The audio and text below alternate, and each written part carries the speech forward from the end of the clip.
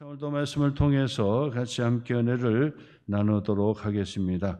해석되는 말씀을 통해 함께 은혜를 나누겠습니다. 자, 이제 요한계시록 21장의 말씀이죠. 21장, 22장 새 하늘과 새 땅, 거룩한 성 새 예루살렘을 우리에게 보여주는 말씀이 되겠습니다. 사도 요한이 눈을 들어 보게 되지요. 새 예루살렘, 바로 이 하나님의 나라 천국이 완성이 되는 바로 그 나라를 우리에게 소개해 주고 있다라고 말씀을 드릴 수 있습니다. 자, 그래서 이 새 예루살렘은 바로 이 천국, 하나님의 나라, 동일한 뜻이죠. 하늘나라, 하나님의 나라. 단어는 다르지만은 같은 뜻으로 그렇게 이해하면 되겠습니다. 자, 그래서 이 하나님의 나라, 거룩한 성 새 예루살렘은 바로 이 땅에 하나님께서 말씀으로 창조하신 바로 이 우주, 바로 이 세상과 어떤 관계가 있느냐라고 했을 때 제가 좀 어렵지만은 신학적으로 그 말씀 드렸어요. 그래서 연속선상에 있으면서도 비연속선상에 있다. 자, 그렇게 말씀해요. 둘 다 사실은 모순된 말이죠. 연속선상에 있으면은 연속선상에 있는 것이고 비연속선상에 있다는 것은 틀린 말이죠. 자, 근데 비연속선상에 있다라고 했을 때는 연속선상에 있다는 말이 틀린 말이죠. 둘 중에 하나는 틀린 거죠. 자, 그런데 이 모순된 진리가 바로 이 성경에서 우리에게 가르쳐주는 진리다, 이렇게 말씀을 드리는 것입니다. 그렇기 때문에 어느 한쪽으로 치우치는 것은 항상 극단적인 이 선택으로 치우치는 것이다, 그 말씀을 드릴 수 있습니다. 그래서 우리가 신앙생활 하는 사람들은 항상 양극단이 항상 존재하죠.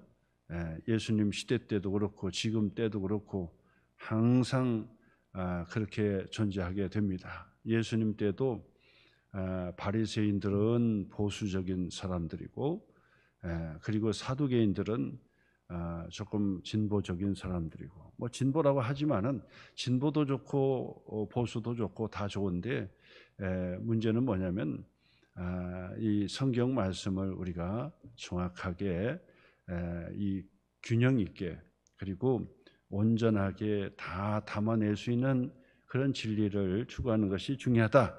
그렇게 말씀을 드릴 수가 있습니다. 그래서 바리새인들 같은 경우는 무엇을 조심해야 됩니까? 바로 이 형식주의, 외식을 조심하라. 외식하는 것을 조심하라는 거예요. 더 거룩하고 또 바르게 산다라고 하는 것을 조심하라라고 하는 것이고요. 이 사두개인들은 뭐죠? 사두개인들은 진리 자체를 왜곡할 수가 있어요. 이 사두개인들이 예수님께 나왔을 때 예수님을 시험하고 넘어뜨리려고 했지요. 무엇 때문에 그랬습니까? 이들은 천사의 존재도 믿지 않고 마귀의 존재도 믿지 않고 천국도 믿지 않고 지옥도 믿지 않고 영생에 대한 것도 믿지 않아요. 이게 바리새인들이었어요. 그러면서도 성경을 가지고 공부하는 사람들이었죠. 이게 이 사두개인이었다, 말씀을 드릴 수 있습니다. 자, 근데 이들에게 이제 아까 말씀드렸던 대로 천국도 지옥도 믿지 않고 영생도 믿지 않고 그냥 윤리도덕적으로 착하게 살고 뭐쩌고 하면은 이 땅에 천국이 오는 걸로 그렇게 봤던 거죠. 자, 그러니까 예수님에게 질문했던 것이 뭐냐면, 이 모세 율법에 보면 형수 취수제라는 제도가 있었죠. 형수 취수제는 뭐냐면 이 형이 결혼을 해서 살다가 아이를 낳지 못하고 형이 죽으면 동생이 그 형수를 아내로 취할 수 있다라고 하는 것이 형수 취수제입니다. 이것은 지금으로 얘기한다면 저게 말이 되나 이렇게 생각하지만은 그 당시로 본다면 이것은 바로 이 사회 복지의 바로 일환으로 상당히 중요한 이 복지 정책이라고 볼 수가 있습니다. 그래서 옛날에 여기 저 부여에 가면은 거기 부여 그 왕궁을 재현해 놨는데 거기에 보면은 거기에 그런 기록이 나와요. 백제 시대 때도 형수 취수제가 있었다는 사실이에요.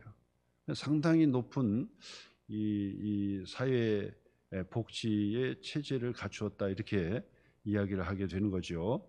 왜냐하면 그 옛날 시대에도 바로 그 옛날에는 지금이야 그렇지 않지만은 옛날에는 밥을 먹고 살고 돈을 벌기 위해서는 노동을 해야 되는 거죠. 다 육체 노동을 해야 돼. 힘이 있어야 된다고요. 근데 여자들은 그렇지 못하고 남자들은 일을 할 수 있어요. 지금이야 먼저 힘도 안 들이고 고소득을 벌 수 있는 일들이 많으니까 여자들도 뭐 혼자 되고 해도 어려운 사람이 없지만은 옛날에는 과부면은 어렵다고 생각했던 거죠.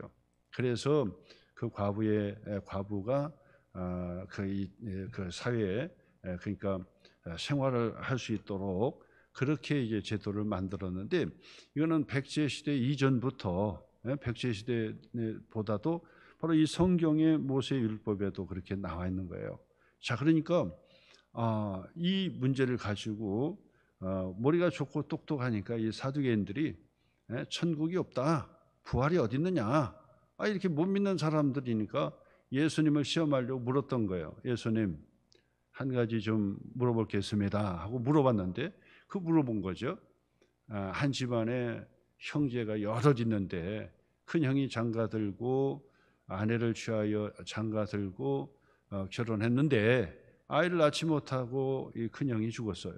그래서 둘째 동생이 그 형수를 아내로 맞이했지요. 근데 이 둘째도 또 그만 일찍 죽었어요. 그래서 셋째 동생이 아내를 취했어요. 말도 안 되는 얘기지만은 예수님을 넘어뜨리려고, 그러니까 부활이 없고 영생이 없고 천국이 없다는 얘기를 예수님에게 들어보려고 그렇게 했던 거예요.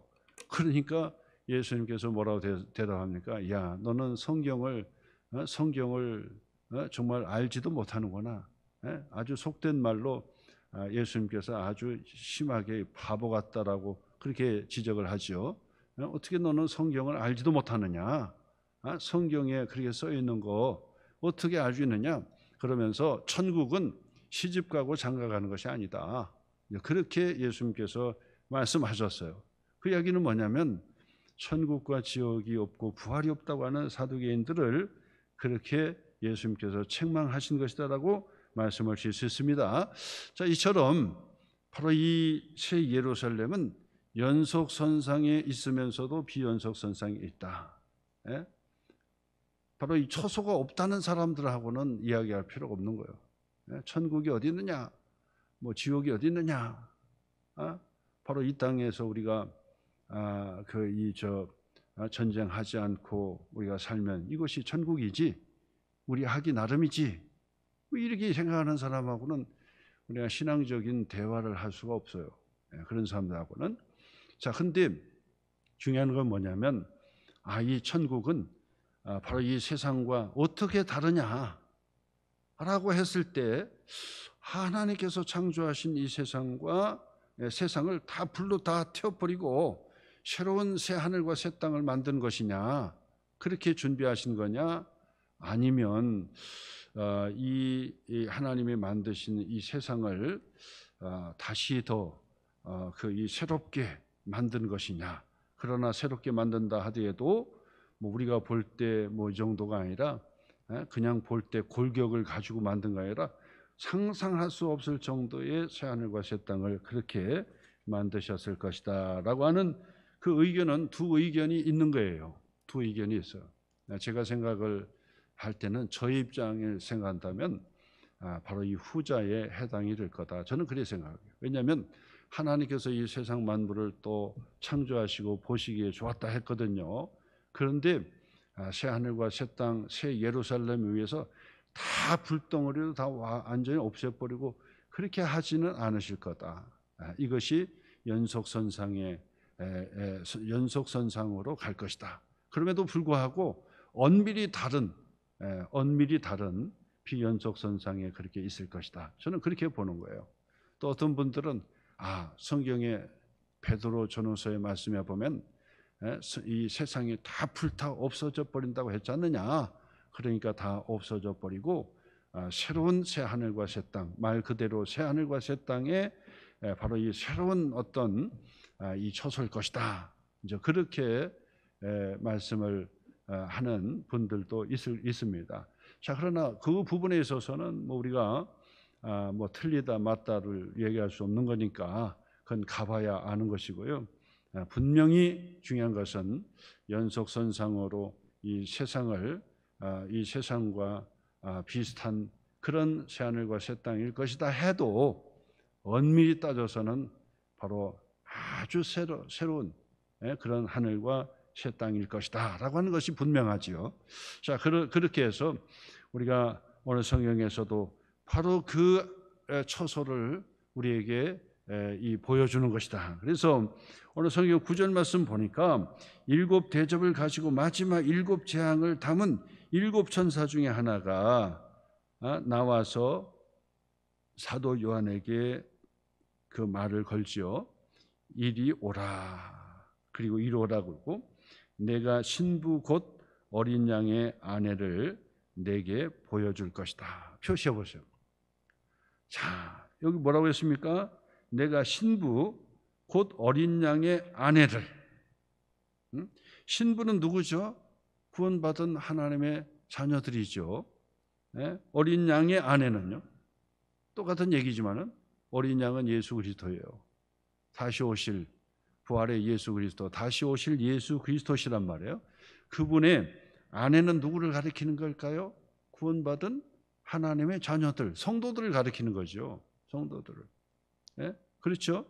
분명히 그들을 내게 보이리라. 내게 보이리라. 보여주겠다는 거죠. 구원받은 하나님의 사람, 구원받은 하나님의 사람, 예수 그리스도의 십자가의 보혈로 죄 용서를 받고 예수 그리스도 안에서 구원을 받고 그리고 하나님의 자녀가 되어서 영생의 복을 받고 천국을 기업으로 유업으로 받게 되는 구원받은 하나님의 자녀들을 바로 이 신부요 어린 양 예수 그리스도의 아내 신부라고 이야기하는데 그들을 보여주겠다는 거예요. 그들을 미리 보여주겠다 해서 이 사도 요한이 7째 그 대접을 가지고 심판하는 천사 중에 하나가 그에게 이리 오라 하고 보여주겠다는 거예요. 자, 보여준다고 하면서 자, 그다음에 보세요. 10절 보세요. 성령으로 나를 데리고 크고 높은 산으로 올라가 하나님께로부터 하늘에서 내려오는 거룩한 성 예루살렘을 보였다. 이해하시겠죠?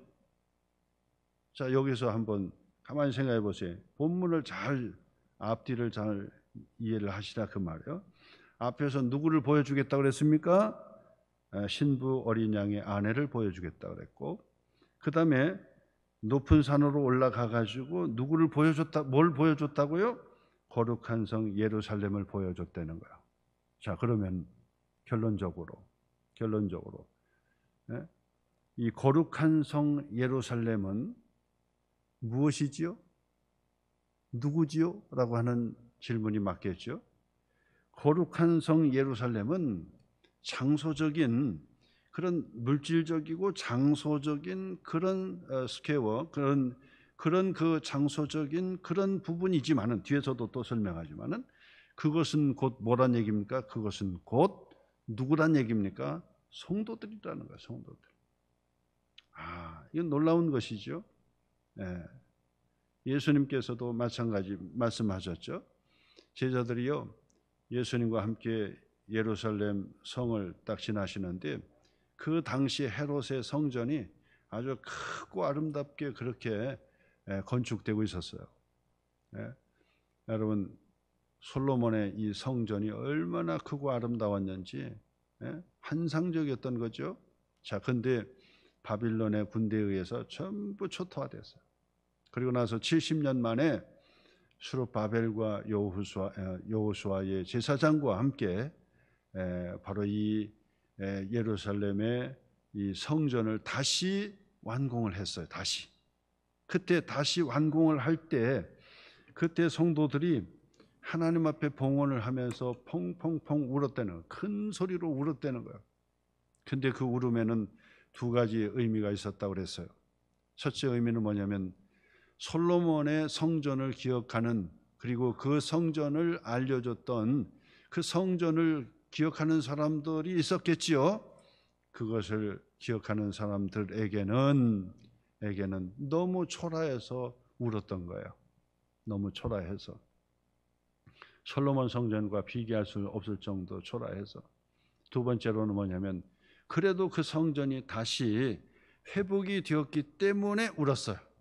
그래서 봉헌을 하면서 성도들이 다 펑펑펑 울고 은혜를 받았던 거예요. 솔로몬 성전과 비교해 볼 때 너무 작아서 울었고, 그 다음에는 성전이 그래도 무너진 성전의 터 위에 새로운 성전이 완공되었기 때문에 울었다 그랬어요.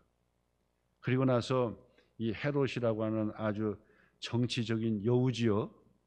아주 정치의 보통 달인이 아니죠. 정치 수완이 있는 사람이야. 정치꾼이에요, 정치꾼. 그 헤롯이 저 유대인의 그 이 마음을 사기 위해서는 어떻게 되느냐? 정치인들은 옳은 말 하는 것이 아니라 백성들이 듣고 싶은 말을 한다 그러잖아요. 이거 큰 문제인 거죠. 백성들을 잘 끌고 갈 수 있어야 되는 건데 이 끌고 가는 게 힘겹잖아요. 왜냐하면 말 안 들으니까 끌고 가기가 힘든 거예요. 그래도 이 지도자는 나를 욕해라, 나중에는 나를 인정해 주겠지 하고 그 백성들을 끌고 가는, 그 앞을 내다보고 끌고 가야 되는데 그 백성들의 눈치만 살피고 그들이 좋아하는 말만 살살살 긁어주고 가는 거예요. 그러면 그 사람은 정치꾼이 되는 거죠. 지도자가 될 수가 없는 것이죠. 차라리 나를 욕해라, 나를 욕해라, 나중에는 알리라 하고 그렇게 이 나라를 끌고 백성을 끌어야 되는데 이 정치꾼들은 그게 아니야. 정치꾼은 다음 선거 얘기하지만은 정말 정치인은 다음 세대를 본다 그러잖아요.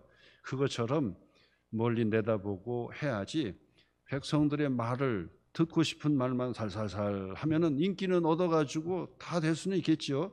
근데 나라는 망하는 거예요. 그렇지 않습니까? 자, 그런데 이 헤롯이 정치꾼이요, 정치꾼. 그러니까 이스라엘 백성들이 당시 이스라엘 백성들이 뭘 원하는지를 정확하게 알았던 거예요. 그들이 뭘 원해요? 바로 이 성전 중심의 신앙이잖아요. 그러니까 이 성전 중심의 그 신앙, 저들에게는 이 성전이 너무나도 중요하니까 이 성전을 아름답게 더 꾸며주고 더 보강해서 더 크게 웅장하게 해주면은 저들의 마음을 다 얻을 수 있다. 그래 생각했던 거예요.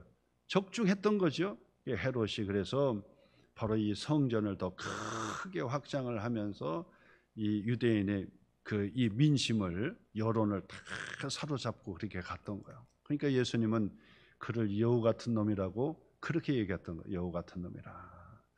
그렇게 이제 비난했던 것을 보게 되지요. 자, 그러면서 제자들이 보세요. 예수님, 저 헤롯의 성전 저 보세요. 얼마나 멋있습니까? 그랬더니 예수님께서 하신 말씀이죠. 야, 저 성전을 헐어버려라.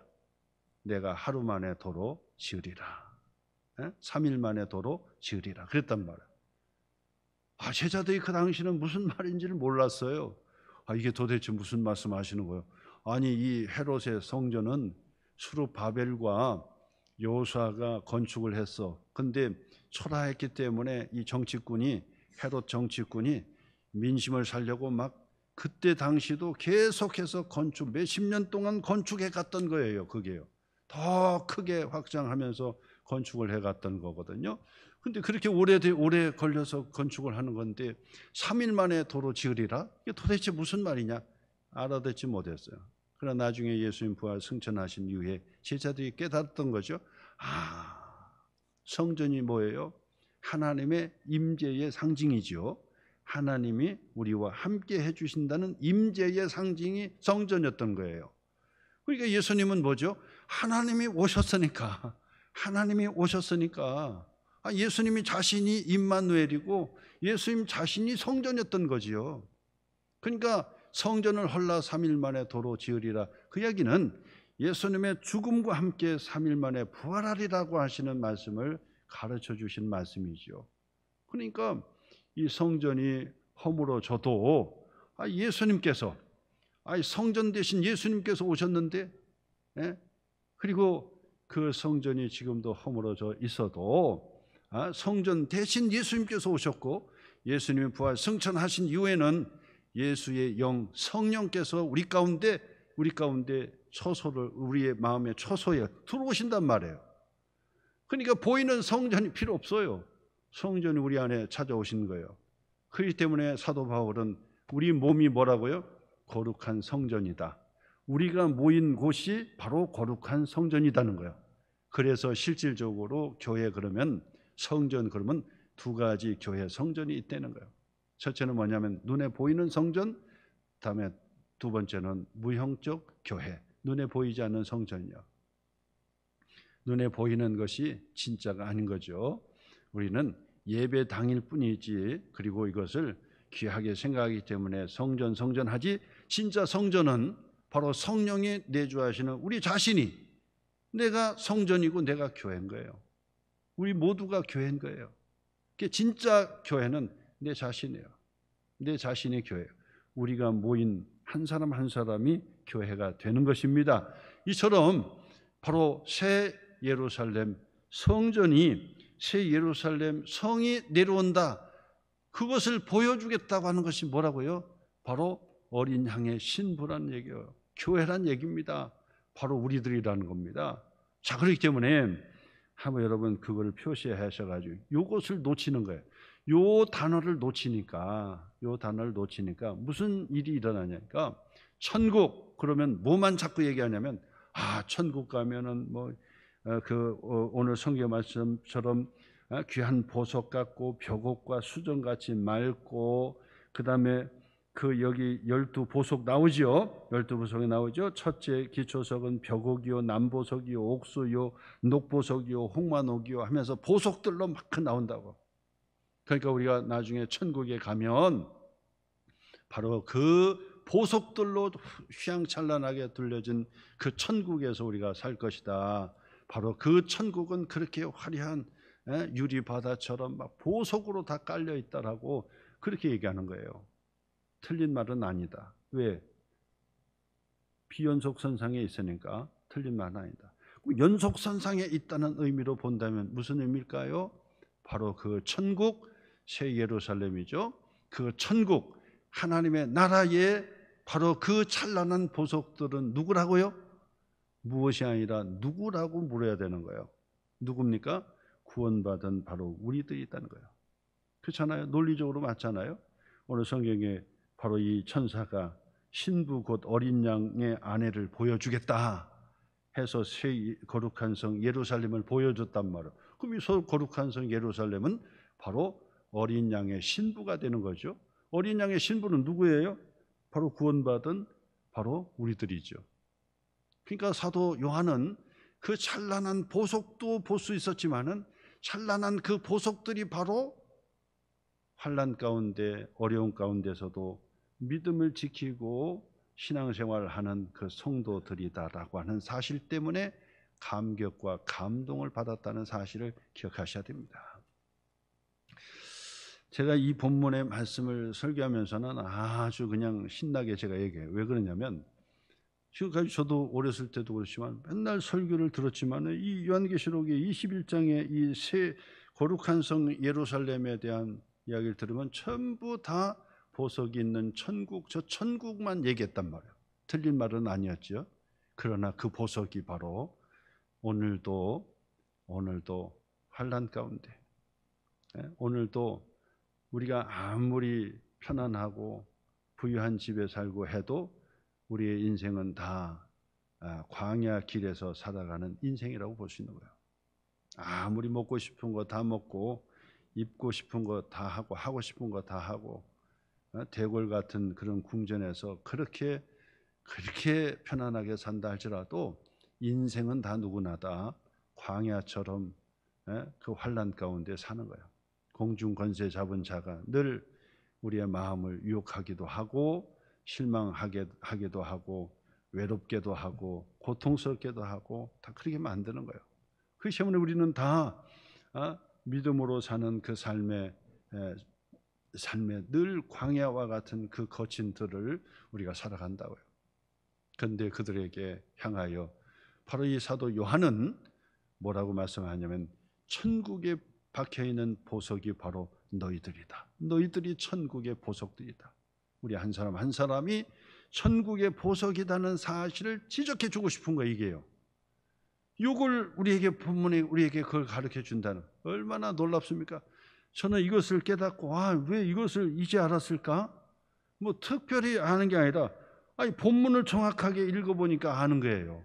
본문을 읽어보니까 그렇잖아요. 이 대접을 가진 천사 중에 하나가 이리로 올라오라, 내가 신부를 보여주겠다, 예수님의 어린 양의 아내를 보여주겠다, 신부를 보게 해주겠다, 바로 우리들의 모습을 보여주겠다는 거예요. 그래서 새 예루살렘 성을 보여주고 이 보석들을 그 뒤에 나열한단 말이에요. 우리들이다, 내가 보여주기로. 그것을 어느 시간 그 하나만 깨닫고 가도 우리는 끝나는 거예요. 우리가 힘들고 어렵지만은 우리가 기쁨을 선택하고 감사를 선택해야 될 이유가 뭐냐? 우리는 천국의 보석들이다. 주님이 우리를 보실 때 보석처럼 보인다는 거예요. 그 보석들이 모여서 천국을 이루게 된다 하라고 하는 사실 또한 바로 그 내용 속에 있다는 것을 기억하셔야 된다.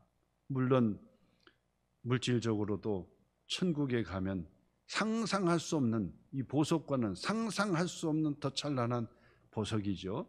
그 보석 이상의, 우리가 인간적인 언어로 표현하니까 그 정도예요. 인간적인 언어로 표현하는 정도가 그 정도란 말이에요. 어떻게 그 이상 표현할 수 있습니까? 보석 같은, 보석 이상의 어떤 것을 표현할 수 있겠습니까? 그렇기 때문에 보석이라는 단어 썼지만은, 그러나 그 천국의 실제의 모습은 보석의 이상 가는 것들이었을 것이다라고 그렇게 이야기를 할 수가 있는 것입니다. 어떤 분이 환상을 봐가지고 기도를 했더니 환상 가운데 자기가 천국에 갔다는 거예요. 그래서 천국에 가서 천사가 나를 이끌고 예수님에게도 가고 그 다음에 두루두루 살피도록 이렇게 했더니 거기 보니까 이상하더라는 거예요. 어떤 집은 기와집으로 펼쳐진 기와집이 있고, 어떤 집은 초가집이 있고, 어떤 집은 집을 짓고 있는데 아주 초라한 작은 그런 오두막살이 같은 그런 초가집 하나를 그렇게 짓고 있더라는 거예요. 그래가지고 천사에게 물었다는 거야. 천사님, 저 집은 누구 집이고 저 집은 저렇게 왜 작은 집입니까? 그러니까 그 천사가 그러더라는 거예요. 그 큰 기와집은 봉사를 많이 하고 그런 집이니까, 그런 그 성도를 위해서 다 하나님께서 예비한 집이고, 저 초가집은 네 교회의 담임 목사 집이라고 그러더라는 거예요. 그래가지고 아이고 우리 담임 목사님의 집이 가서 초가집에, 천국에서도 초가집을 사냐고, 그래가지고 가슴을 치면서 환상을 깨고 이제 내려왔는데, 이 사람이 다니면서 얘기하는 거, 성도들한테 내가 천국에 갔다 왔는데 거기서 보니까 목사님 집이 초가집이고 천사가 초가집에 담임 목사 집이라 그랬다. 목사님이 너무 불쌍하다. 목사님을 기도해 주자. 대푼수지요, 대푼수. 천국이 무슨 조선왕국이냐고 이게. 천국이 조선왕국이에요? 기와집이 있고 초가집이 있게? 거기다가 담임 목사님 집은 초가집이다? 여러분, 천국에 갔다 오면 말할 수가 없는 거예요. 말이 안 되는 거예요. 사도 바울이 3층천에 올라가서 말을 못하는 거예요. 말을 못해. 더 이상 말할 수가 없는 곳이에요. 말할 수가 없는 곳이에요. 근데 가가지고 그런 얘기를, 초가집 있고 기와집 있다? 그런 사람들 때문에 바로 이 전도가 안 되는 거예요. 뭐 외지간해야지. 그러니까 이 이단들이 그래서 많은 거예요. 이단들이. 그러니까 이 참 뭐냐면 그러려면 입을 다물고 있든지 그래야 되는데 그 얘기를 해가지고 분란 일으키고 그런 대푼수들이 있어요. 분수들이. 그러니까 지성인들이 생각할 때는 좀 진짜 무시하는 거지요. 그러니까 그런 부분에 있어서 우리가 정말 요한계시록을 보면서 잘 간증도 하고 그래야지 그 엉뚱하게 그렇게 얘기하고 그러면 그건 안한만 못하고 그리고 또 그거는 상식도 아닌 거예요. 어떻게 천국에 갔다 왔는데 얘기할 수가 있습니까? 말 못하는 거예요. 그냥 너무 좋아서 무엇으로 비교할 수 있겠습니까? 무엇을 비교할 수? 요한계시록의 사도 요한이 우리에게 보여준 것으로 충분해요. 더 이상 볼 거 없어요.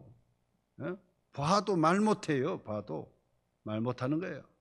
그러나 그 찬란한 보석들이 지금 사도 요한은 바로 처소의 아름다운 그 처소도 처소지만은 바로 그 처소에 보석처럼 박혀 있는 것들이 바로 예수 그리스도 안에서 구원받은 하나님의 자녀들, 예배드리고 그리고 문제를 가지고 하나님 앞에 기도하고 그리고 하나님 앞에 막 그냥 기도의 제목을 가지고 하나님 문제 해결해 주세요, 하나님 궁일이 여겨 주세요 하면서 하나님 앞에 기도하면서 복음을 전하면서 예배를 드리면서 기도하면서 헌신하면서 봉사하면서 살아가는 그런 거룩한 하나님의 자녀들이 바로 천국의 보석들이라는 사실을 다시 한번 기억하시고, 나는 천국의 보석들이다. 할렐루야. 그걸 가지셔야 돼. 나는 천국의 보석이다 라는 사실을 다시 한번 확신하셔서 오늘도 기쁨으로 주님 앞에 서는 저와 여러분 되시기를 주님의 이름으로 축복합니다.